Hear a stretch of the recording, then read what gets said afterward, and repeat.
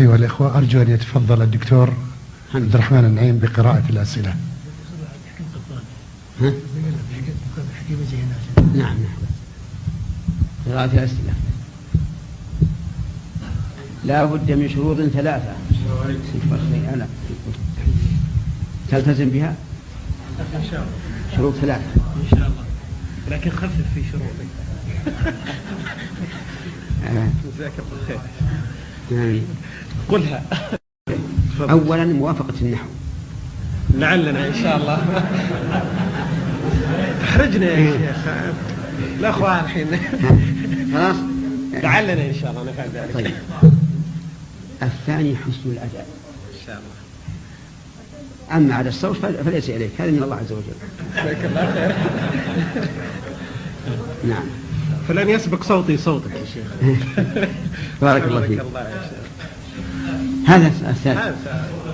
أداء الصوت الجميل. بسم الله، الحمد لله، والصلاة والسلام على رسول الله. اللهم صل وسلم. حقيقة أنه كل الأخوة سعيدون وسعادتي مضاعفة بأني أتحدث إليكم، ونسأل الله سبحانه وتعالى أن ينفع بذلك. آمين آمين. كثير من الأخوة أرسلوا أسئلة الحقيقة، ولعلنا نأتي على الأسئلة التي أرسلت مبكرا، ونسأل الله أن يعين الشيخ الحقيقة فيها الكثير من التساؤلات، ونسأل الله تعالى أن يوفقه ويسدده. أي نعم، لما جبت التساؤلات ننظر فيها. نعم، يقول هنا موافقة للنحو ولا لا؟ هذه التساؤلات المساءلات قد تكون. طيب، في شيء آخر سمعت أولا التواجد، تواجد فلان في المكان الفلاني، ترى هذه ما لها أصل في العربية، والصواب أن يقال الوجود، وجود فلان في كذا، أما تواجد غلط. هذه من فائدة. جزاك الله خير يا شيخ. نعم. جزاك الله خير.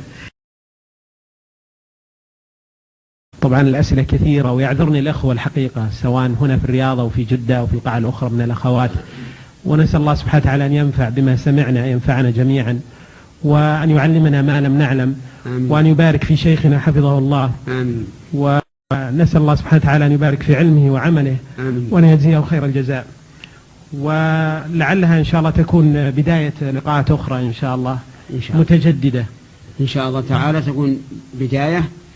وإذا شئتم أن نجعل لكم رحلة الشتاء والصيف، لما لا تكون فصلية كل 3 أشهر 4.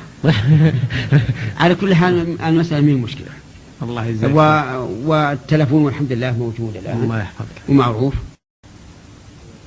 نعم. أثابك الله. وأنا أشكر الأخ الذي يلقي الأسئلة، ما رأيت عليه شيئا يذكر. نعم. والله شهادة أعتز بها يا شيخ. نعم. نعم. الله يجزاك. وتقديري له أنه أخذ 90%. الله يجزاك. نعم. نقدر ندخل الجامعة يا شيخ.